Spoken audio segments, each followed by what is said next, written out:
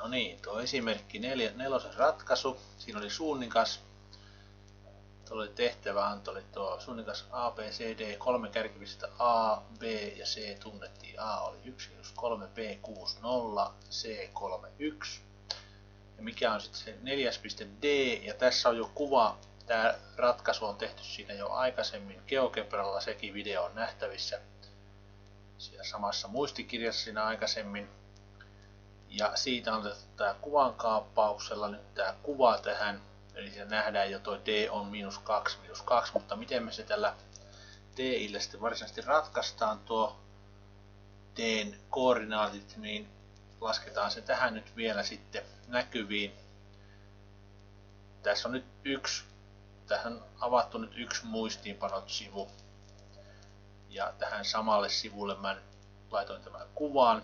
En jakanut tätä sivua nyt kahteen osaan, koska tuo kuva on jäänyt niin pieneksi.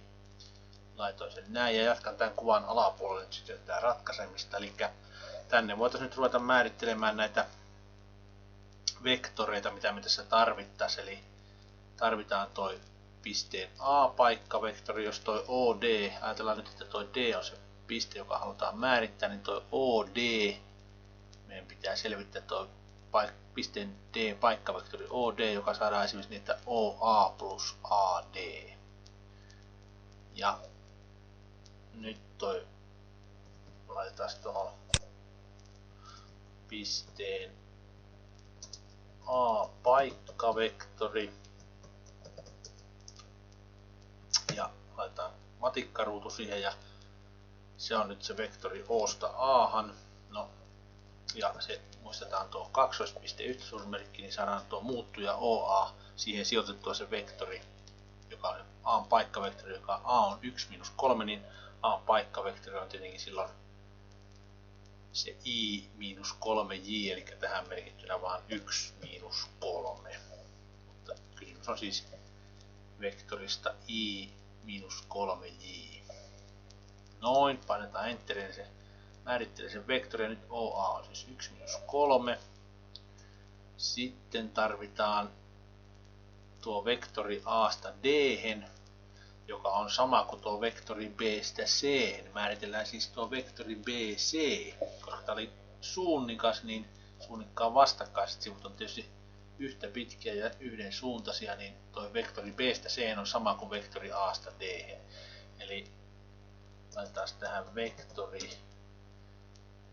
BC ja sen määrittely laitetaan matikkaruutu taas ja BC, kaksoispiste yhtäsuusmerkki. Ja sehän on nyt sitten taas se idea, miten kahden pisteen välisen vektori sai, niin loppupisteen koordinaatista vähennettiin alkupisteen koordinaatit, eli tuo loppupistehän on 3, 1, niin se loppupisteen x-koordinaatti on 3.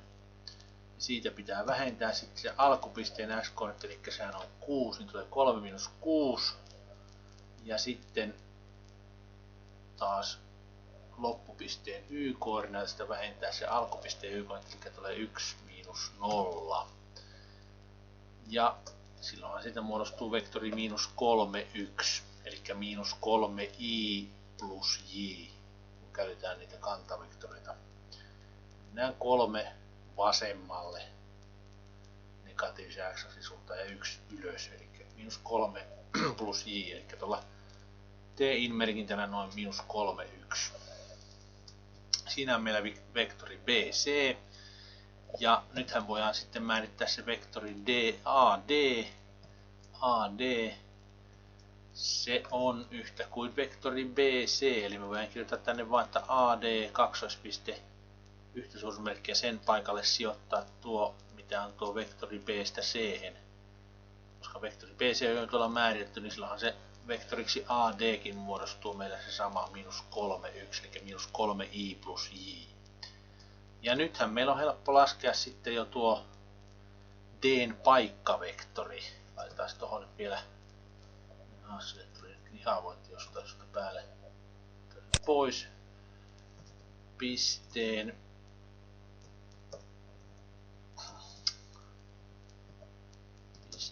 D paikkavektori OD. Ja sitten miten se nyt sitten laskettiin.